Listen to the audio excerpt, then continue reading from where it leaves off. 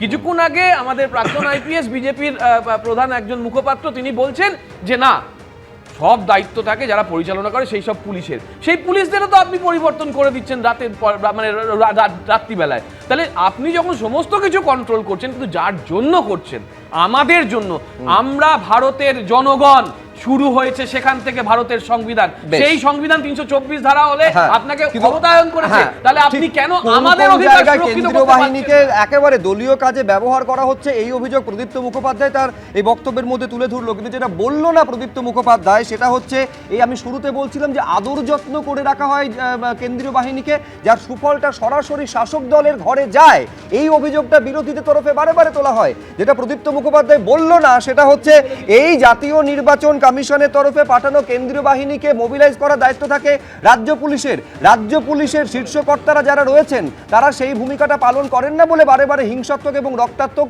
Vote পর্ব ধারাবাহিকভাবে আমাদের দেখে যেতে হয়েছে। সুমন রায়চৌধুরী।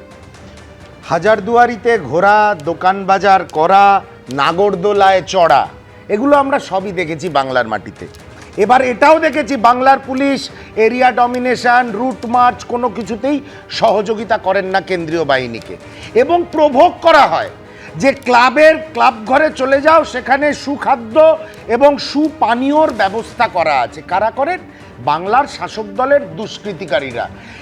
এটা অত্যন্ত লজ্জার। সারা জীবন গণতন্ত্রের ডাক দিয়ে মমতা বন্দ্যোপাধ্যায় তুলকালাম করে ফেললেন, কিন্তু যেদিন গণতন্ত্রের উৎসব পশ্চিমবঙ্গের মাটিতে সংগঠিত হয়, সেই দিন ওনার দল এবং পুলিশ প্রশাসন, কেন্দ্রীয় বাহিনী যাতে কাজ না করতে পারে, ওনার দলের লোকেরা সেই দিকটা বেশি নজর রাখে।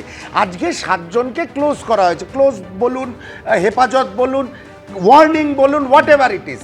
এই 7 জন কারা? এই 7 জন তারা এসেছিল পশ্চিমবঙ্গে যে কিছু সাম্প্রদায়িক সমস্যা হয়েছিল ধুলিয়ান, শামশেরগঞ্জ, সুতি, এইসব অঞ্চলে। তারা রয়ে যেতে যেতে কি হলো, তৃণমূল কংগ্রেসের নেতৃত্বের সঙ্গে সখ্য তৈরি হলো, তাদের বাড়ি যাতায়াত শুরু হতো না যদি তৃণমূল কংগ্রেসের নেতাদের সবসময় একটাই টার্গেট থাকে যে আমি যারা আসবে বাইরের থেকে আগেই নিজেদের বগল দাবা করে দাও, ভালো খাওয়াও, রক্ত মাংসের মানুষ তো। কিন্তু বিপদগামী কারা করে? বিপদগামী করে মমতা বন্দ্যোপাধ্যায়ের এই সৈনিকরা।